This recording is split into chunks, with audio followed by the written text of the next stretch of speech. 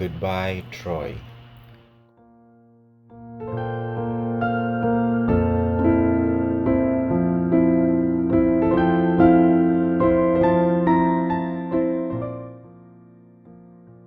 Call me Kara, not my real name. I'm 23 years old, half Australian and half Filipino. I grew up in my father's country, which is Australia, and immigrated here in Cebu after he died way back the year 2005. Yes, 12 years na ko diri nagpuyo sa Cebu, somewhere in Guadalupe, together with my mother and lola. To be honest, pagpuyo nako diri, naglisod gyud kog adjust labi bag-o pa lang kaayo para nako ang environment. Pero later on, naka-adapt naman gihapon ko with the help of my family, friends, and especially sa akong mga bugal-bugalon nga mga classmates. Tungod nila, nakakaton gyud ko og mga lalom nga Bisaya words, though dili gyud siya dali og sayon at first. I spent my college days in one of the very known universities here in Cebu. Tungod kay layo man sa among balay, so gipa boarding house na lang ko nilang mama para dili kayo tantong kapoy sa lawas tungod sa biyahe. While I was busy in my studies, I was also at the same time busy with my sideline job. Yes, I'm a proud working student and one of the chosen scholars at the university where I'm studying. Gibuhat na ko ni tungod kay dili lalim og sayon ang among kinabuhi, labi na si mama kay naay mayoma og diabetic pa jud. Unya si lola kay naay ginatumar nga medication para sa iyang high blood. I was taking up Bachelor in Political Science or Law that time. I had my first acquaintance party in the school and there I met Troy, not his real name. Si Troy kay medyo mysterious o bad boy type nga boy. Dili siya ordinaryo sa akong panan-aw tungod kay gwapo kaayo siya, baga og kilay, black kaayo og mata og eyelashes, taas kaayo og ilong, puwa-puwa ang panit, ug nindot pa jud kaayo ang build-up sa lawas. In short, macho siya nga mistiso. During that night, akong oras nagtuyok lang gyud sa sige og tan-aw ug tutok niya. Naa siya dapit sa my bench sa resort kung asa giheld ang acquaintance party. Tupad niya kay mga chicks, sexy ug mga gwapa na babae. Nagsige lang gyud ko og tutok niya hangtod sa nilingi siya nako og ni-smile. Ako pod taon kay nagkaratul-ratul na tungod sa kauwaw samtang siya gakatawa ra kauban sa iyang mga chicks. Grabe gyud na kung kauwaw ato ba? As in, wala ko mag-expect nga mulingi di ay siya nako. Fast forward. I was in my third year college that time and I never expected nga magkakita pa migbalik ni Troy. Kay abi na kog first and last kita na to namo pag-acquaintance party when I was in my first year college.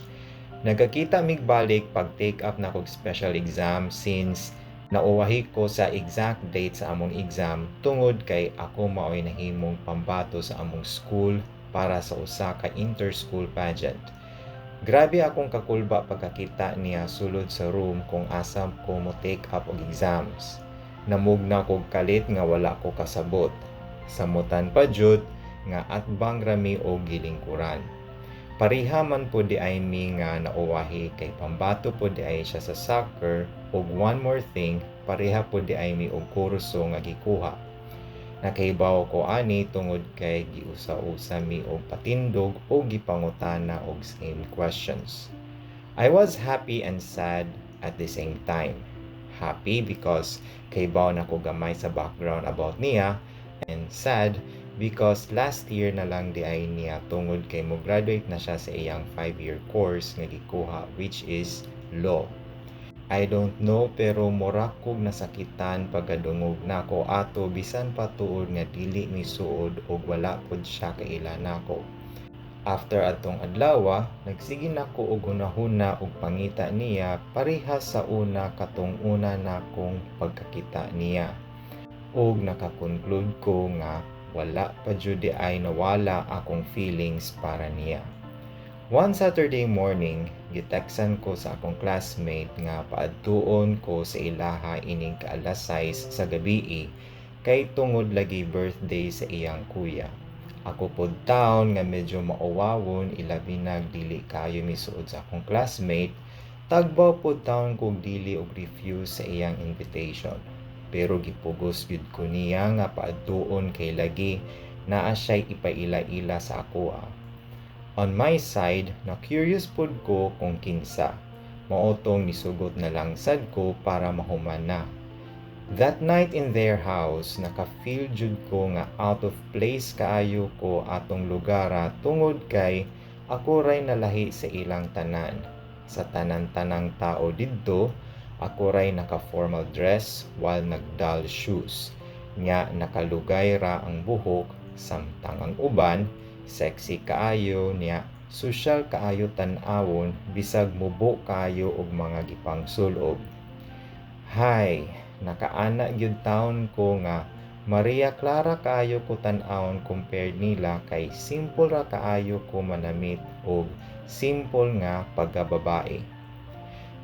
Samtang sila gasayaw-sayaw na, ako naara sa kilid nagtan-aw nila while nag-inom og juice. Naaman po daghan ni agda nako nga makigsayaw pero ni-refuse ko tungod kay awkward kaayo ko tan-awon. While I was having fun watching them, nikalit og duol akong amiga nako og gibira ko padung sa ilang table. Nakuyawan ko og nag-start na kog kapulba kay basin ipaila-ila na niya ko atong iyang giingon. Samtang nagkaduol mi sa ilang table, na ako'y nakit-an nga familiar nga nawong og wala jud di ay ko nasayop, si Troy jud di ay to. Pag-abot na mo sa ilang table, nikalit og barog ang usa ka laki og niingon. Hi miss, Jake di ay. Nice to meet you. Ay, Kara. I'm Kara by the way. It's nice meeting you too. Unya, nag-shake hands me. Sakita oy, abi na kog si Troy ang makikila-ila dili man di ay. Wala pud siya nagtan-aw while nag-istoryahanay mi, igora siya naminaw while nagsigi og kulikot sa iyang phone. Medyo suplado gyud di ay siya gamay. Kara, by the way, si Jake di ay to akong giingon nimo nga ipaila-ila nako nimo. Do you like him? Ha? Aw, mao ba?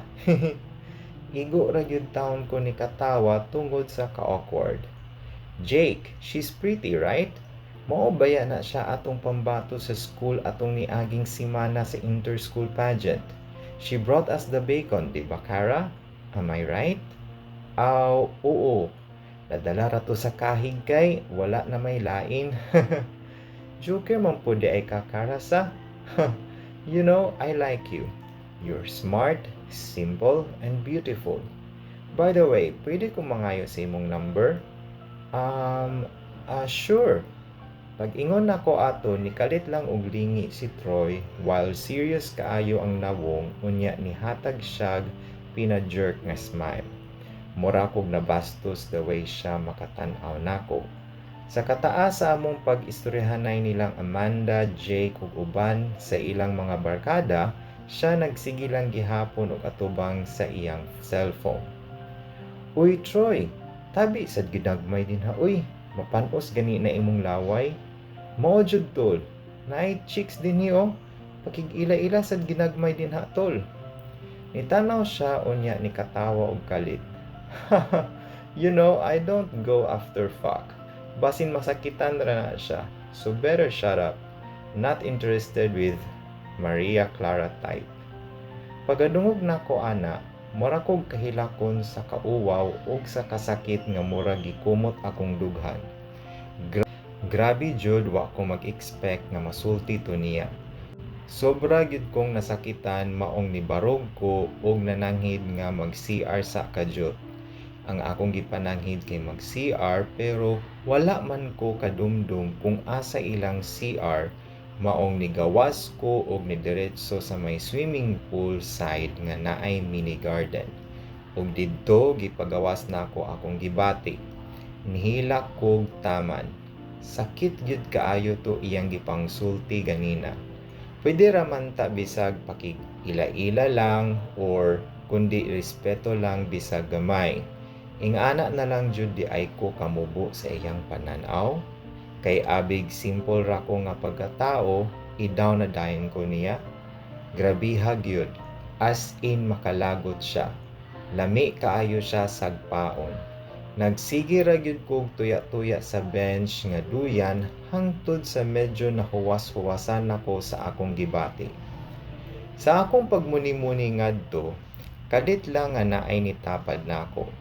Wala ko mulingi ug wala nako gitan-aw kung kinsa. Nikalit lang og sulti ang tao. Hoy, okay ra ka? Sorry kaayo ganina ha. Wala to nako tuyo og sulti ang akong mga gipang-ingon. Nakalitan pud ko. Familiar kaayo ang tingog. Maong ako siyang gilingi. Hala, si Troy man di ay ni uy.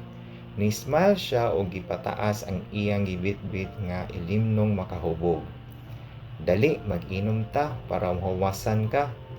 Wala na ko tubaga iyang agda. Instead, lahi akong gisulti. Who you? Kinsa man ka? Bagaan ni mog naunsa? After ko ni mog pakauwawi ganina at tubangan nilang Amanda, karon mo kalit lang kag tagad nga murag walay nahitabo. Nasulti jud nako tungod sa akong kalagot. Miss, sorry na good. Wala bitaw to nako tuyua. Nakalitan ra ko ganina ba? Kay bawo ka, ako bayaon ta to'y ipaila-ila ni Amanda nimo. Pero ni-refuse ko ganina kay abi kog kinsa na sang bayhana ilang ipaila-ila nako.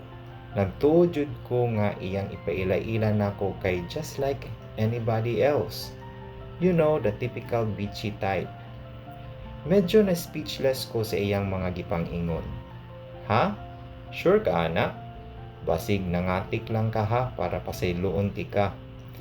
Dili miss uy, na-shock gani ko ganina. Wala ko ga-expect nga ikaw di ay iyang gipasabot. Kakita naman ko nimo ato. Di ba ikaw man tong nakasabay na ko og take sa special exams last week? Oo, ako to. Ngano di ay? And ikaw sad tong sigig tan-aw nako pag acquaintance 2 years ago, right? Oo, wala ka masayop. Ka-remember pa di ay kanako? Kadugay na ato? Haha, wala lang. Ambot pero igo ra siya ni katawa pag human og ingon nako ato ug ako ni katawa na lang sad og apil. After na mong pangatawa, kalit lang nga nihilom ang palibot. Kiwaw kaayo sa feeling nga stranger pa mo sa usag-usa, unya tupad pa jud mong duha. Mura jud makabungog ang kahilom. Maong ni una na lang ko istorya. Sige ha, una na lang ko kay basi nangita na to silang Amanda nako. Ayo saglakaw uy. Ani sa diri kay wala ko'y kauban. Sure ka? Basin masuko imong uyab ha. Dili baya ko ganahan og away. Haha, wala ko'y uyab uy. NGSB. No girlfriend since birth man ko. Pag sure uy, ayaw kog ilara. Nilingkod ko tupad niya. By the way, ako di ay si Troy. Ikaw, unsay name nimo? Ako day si Cara. Unya nag-shake hands ming duha. Deep inside, gikilig jud kog pagmaayo sa pagkinuptanay na mog kamot. Ah, so pila naman imong edad Cara? 19 pa ko oy, ikaw di ay. Bitaw 21 ako Cara. Ah, kikuha niya ang baso sa iyang kilid o gisudlan og ilimnon. Miinom ka? Na, dili ko hilig ano eh. So, wala pa kakatry og inom? Wala pa jud tawon. Pait baya na ana sila. Nya, makahubog pa jud. Dili man, kung maanad na ka. Na, dili ko eh. Try lang good, bisag tilaw lang. Nagsige jud siyag pamugos hangtod sa nisugot ko. Pag una, tilaw lang yun to as in gamay ra kaayo hangtod sa naabot nami og dare niya nagkaanam nagkadaghan ang takos sa ilimnon. Haskang lingawan namo sa among gipangbuhat.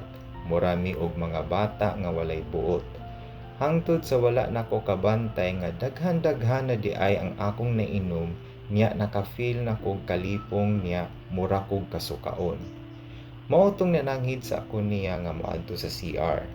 Sa akong pagdali-dali kay kasukaon na kaayo ko niya lipong pa jud kaayo, wala pa jud ko kabalo kung asa ang CR. Nisulod ko sa kwarto dapit sa may swimming pool ug didto ko sa CR sa kwarto ni suka. Grabe kaayo akong suka, halos tanan akong gipagawas nga murag wala nay ugma. Pag human akong suka ni barog ko ug kalit kong nabarag. As in lipong na kaayo akong paminaw nga nindot na kaayo ilubog sa higdaanan. Sa akong ikaduhang pagbarog, nakita nako si Troy naglakaw padung nako ug iya kong gitabangan og palakaw. Naunsa man ka kara uy, wala man ka nag-ingon nga dili dayon nimo kaya, haskang buguyan nimong bayhana ka. Wala nako katubag paniya kay basin musuka lang unya ko kung ibuka pa nako akong baba. Iya kong gialsa o gipahigda sa sofa. Siya po nilingkod sa akong tupad. Wala nako ka-remember sa sunod nga panghitabo. Basta pagbangon nako pagabuntag ana, sakit kaayo akong kalawasan unya sakit kaayo akong tunga. Sakit ilakaw, tanan sakit nga wala ko kasabot. Nilakaw ko padung sa CR ug pag-atubang nako sa samin, grabe akong pagkakurat pagkakita nako nga hubo di ay ko tanan. Ako gud gitak-uban sa akong mga kamot ako ang baba aron dili ko makasyagit. Na-shock gyud ko pag-ayo ato.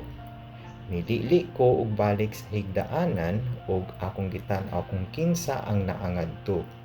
Sus Mariosep, si Troy pa jud. Nagdadali kog lakaw padung sa kama o gipangita ang akong mga ilisan. Nagdali-dali kog ilis, unya ni hawa dayon atong dakong balaya. Mga pila ka adlaw after atong panghitabua, kabantay ko sa akong kaugalingon nga magsige na lang kog tama og hunahuna niya og sa nahitabo between namong duha. Mga pila pa ka adlaw ang nilabay, sa dihang na ay nitawag nga unknown caller sa akong CP. Ako dayon gitubag kay basin siya di ay to. Ug wala jud ko masayop, si Troy ang nanawag. Gusto siya makikita nako kay naa daw may serious matter or issue nga pagahisgutan. Perti na kong kulbaa pagkita namo kay kahibaw nako og unsa ang among istoryahan. Og wala jud ko masayop about sa nahitabo namong duha ang among giistoryahan. Ana si Troy nga andam daw siya nga managot kay basin daw og maburos ko unya dili siya ganahan nga walay ilhong amahan ang bata. Ako pod wala ko nitando kay naglipog pa ko og unsay angay na kong buhaton. Naka-feel siguro siya sa akong karatol maong iyang gikuktan akong mga kamot ug ingon. Kara, kung dili ka kontento sa akong gisuggest, pwede tikang panguyaban para magkakitang duha na lang jud. Kana kung okay ra nimo. Wala ko nitubag niya. Nagpabiling hilom lang jud ko hangtod sa nakauli na lang ko sa akong boarding house. Pagkagabi ana, nakadawat kog text gikan niya ug niana siya nga, "Okay, I understand.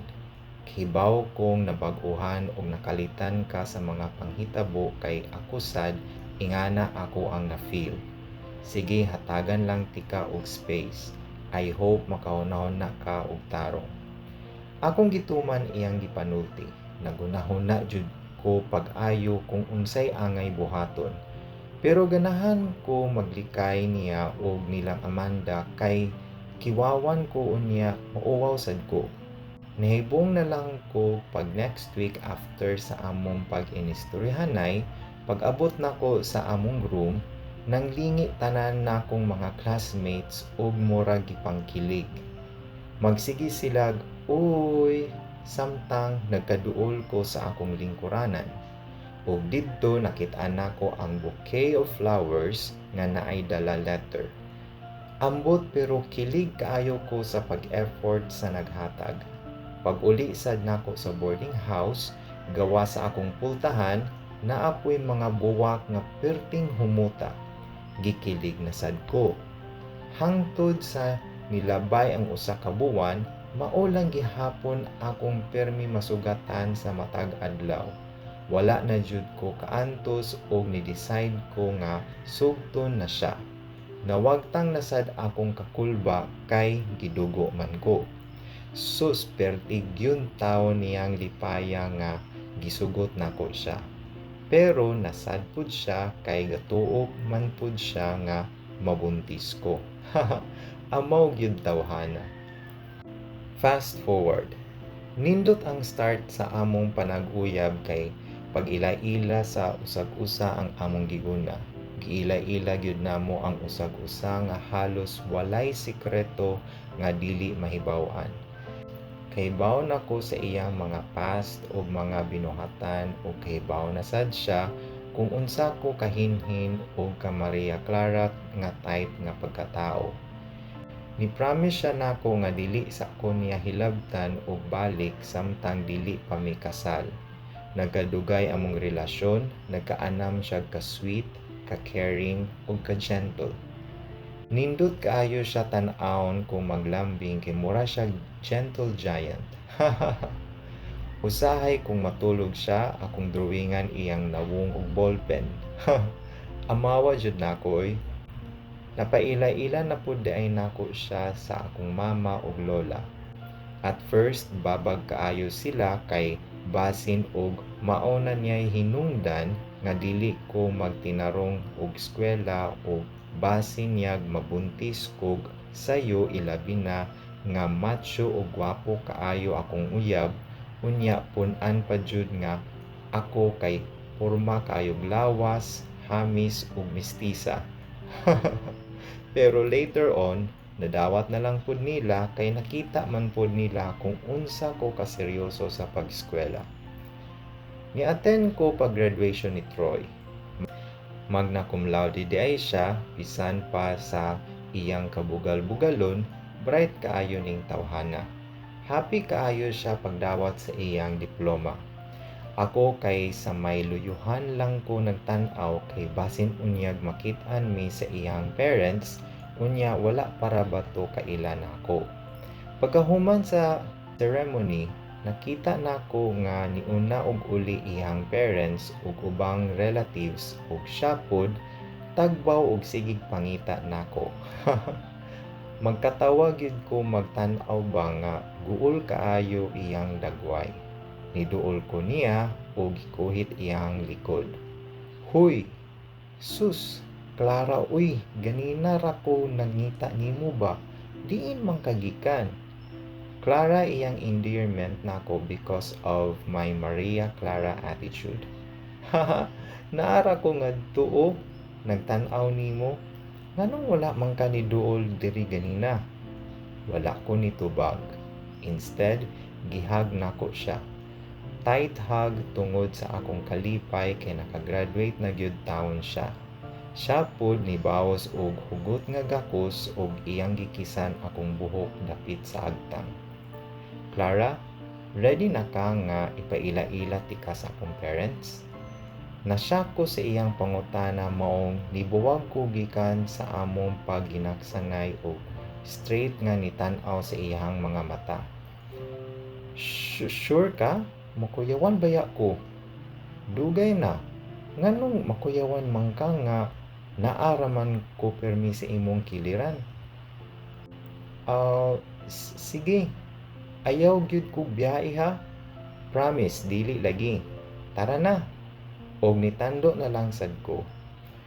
Nagtaksi rami padulong sa ilaha kay wala man niya dad-a iyahang auto kay adto siya sakay sa iyang parents pagpadulong sa school. Yes, Troy came from a rich and known family. His father is a politician and his mother is a wise businesswoman. And parehas mi, siya rasad ang ilahang bugtong anak maong ingana siya ka pinangga. Ang nakaapan lang, dili mi parehas kadato nila. Pag-abot namo sa ilaha, perti na kong hangad tungod sa kataas o kadako sa ilahang balay. Mansion kaayo og dating, unya dako pa jud kaayo og gate. Nagdungan mig sulod sa gate, ug samtang nagkaduol mi sulod sa ilahang balay, nagkagrabe pod akong kakulba. Iya kong gipalingkod sa dakong sala. Clara, okay ra ka, sweetheart? Ha? Ha? Okay ra ko. Medyo nakulbaan lang jud ko. Sus, ayaw sa lagi pangulba din ha. Naara bitaw ko nganhi. Gikalit siya tawag sa ilahang maid nga paadtuon daw siya sa iyang mama. Nanangid siya nga mohawa sa og kadyot kay naaray isulti iyahang mama. Pagbalik niya, iyahan akong gidala padung sa rooftop sa ilahang balay. Grabe kanindot sa view sa ibabaw ug hangin pa jud kaayo. Pagduol namo sa dining table, kompleto na tanan niyang mga relatives ug ubang mga barkada. Dako kaayo ang dining table and ingon ani ilahang way sa pag-celebrate. A simple yet elegant dinner. During sa dinner, iya kong gipaila-ila sa iyang parents and relatives haskasad sa iyang mga barkada. Kay bahaw ko og ma-feel nako nga dili uyon o ganahan iyang mama nako. Kay the way siya magdala og tutok from head to foot nako, the way siya manulti, og the way sa iyang response kung musturya ko, lahi ra gyud. Nasigitan ko sa feeling nga mura ko niya gi-look down. Sa bagay, kinsa ra man sad ko. Usa ka simple nga tawo nga naay simple nga kinabuhi. Layo ra kaayo ko compared sa iyang anak. Though inana iyang gipa-feel sa ako during that night, I still managed to be pleasant, respectful, well-mannered, and professional. I still managed to smile, though nasakitan gyud ko pag-ayo pero ako na lang giluom. Fast forward, tingklase na sad o 4th year college na ko while siya kay ongoing process paghihapon sa iyahang pag-training sa law firm sa amigo sa iyahang papa. Nagpadayon gihapon ang among paghinigugmaay bisan pa sa pagbabag sa iyahang mga ginikanan, ilabi na iyahang mama. Kung unsay nahitabo namo sa una katong nangahubog mi, kay nausban pa jud. Dili lang kay ikausa, ikaduha, kundi kadaghan. Nawala iyahang promise nako nga dili ko hilabtan. Dili ko no siya kaantos nako. Tungod kay nahigugmaay man mi, nagpadayon mi sa among gibuhat. Usahay manglaag mi sa mga nindot nga lugar ug didto maglabing-labing. Usahay pod kung bisig kaayo ko sa school, mo-visit siya sa akong boarding house ug didto matulog. Kiligon gani ko kanang makatulog ko sa kakapoy ug binuhat og thesis ug mga reports. Mahibong na lang ko inig kamata nako humanatanan. Mao di ay kay siya di ay ang magtiwas. Ka-sweet jud oy, mura na jud mig magtiayon nga kasal na. Padayon ang cycle sa among relasyon. Hangtod sa usa ka adlaw, nakamata ko tungod kay mura kog kasukaon. Unya pagbarog nako, murag gibali-bali ang akong kalimutaw tungod sa kalipong. Mga pila ka weeks jud to nga magsigi ko og suka, pirmi ko magluya, nya sensitive kaayo ko sa tanang butang og dali ra kaayo ko masakitan. Ako ning gitago niya og mga almost 2 months kay wala sad ko kahibaw og naunsa nako. Pero kadugayan, murag nakabantay na jud siya nako. Permi na kong saputon, usahay, dili ko ganahan mo tagad niya. Usahay pod, masubraan kog panggigil niya, ug kunya pilian pa jud kaayo ko og pagkaon. Mi, murag man kag nanambok oy. Pero gamay gihapon imuhang bukton. Unya daghan kaayong nausab sa imo. Mi og di na amuhang endearment sa usag-usa since mura na jud mi og manag-asawa. Ha? Dili manggod? medyo nakulbaan ako. Mi, basing buntis ka ha? Unya wala lang ka magsaba nako. Ambot sa di uy, wala pud ko kahibawo. Medyo emosyonal nako aning dapita. Iyaha kong giduol o gigakos, unya iyahang gihikap akong tiyan. Nganong maguol man ka? Dapat gani malipay ka kay naa natay liwat. Unya akong pag-eskwela, sila mama ug lola, imuhang pamilya, unsaon naman lang. Misad uy, ayaw na lagi og kabalaka. Tara, magpa-check up sa ta. Iya akong gikuyugan og pa-check up and true to what he said, confirmed positive 3 months na kong buntis. After na mo pagkahibaw nga buntis jud ko, una dayon na mong gipahibaw silang mama ug lola. Perting sukoan nila mama pagkahibaw. Nakatilaw gid kog taas nga kasaba ug yaw-yaw, pero pagtaod-taod nakalma ra sad si mama ug gidawat na lang amo ang sitwasyon kay wala naman daw mi mabuhat, naa naman jud daw kuno ni. Tungod kay maselan man akong pagbuntis, gipahunong usa ko ni Troy og eskwela kay basin unya maunsa ang baby, mahadlok siya. Nisugot na lang sad si mama kay unang apura ba kuno ni niya. Nagrent mi og unit sa usa ka subdivision ug adto mi namalhin og gibiyaan na nako ang boarding house para na sad sa safety sa health sa baby. 6 months na akong tiyan before na mo gipahibaw iyang family. Perting laguta sa iyang pamilya. Nisugod iyang mama sa among balay ug didto gikumot niya akong buhok ug gisagpa ko kaduha. Madaladala ra ang kasakit sa iyang gibuhat, pero ang dili niya madawat nga apo niya ang bata, grabe gyud kaduot sa akong dughan. Sobra pa sa kasakit. Pagaybaw ni Troy about sa gibuhat sa iyang mama, perti niyang sukua og naghilaka siya sa kalagot. Tuod sad, makita jud sa akong nawong ang labhag sa pagsagpa sa iyahang mama. Iyaha kong gibilin sa balay sa akong mama ug niuli siya sa ilaha kay dili jud kuno sakto ang gibuhat sa iyang mama. 1 week ang nilabay before siya nitawag nga nilayas na diay siya sa ilaha ug padong na siya sa amo. Fast forward, naabot na ang adlaw sa akong pagpanganak and it was a healthy baby boy. Lipay kaayo si Troy tungod kay liwat kaayo niya ang bata. Pinangga kaayo namo si baby ug amo siyang gipanganlan og Marco. Nag 6 months na lang ang bata ug wala pa gihapon nahunong ang kagubot between namo ug sa iyahang family. Daghan na kaayo warning nga gihatag iyahang mama. Usa ni ana ang nakapakurat nako og pag-ayo. Kung dili daw nako papaulion si Troy kay iyaha daw kong pasakaan og kaso haskad sad akong mama o kung dili pwede nila ipakidnap ang bata niya ipagawas nga inosente sila kay daghan sila backup. Grabe kong nakuyawan sa text sa iyang mama nga halos dili ko makatulog sa sige hunahuna.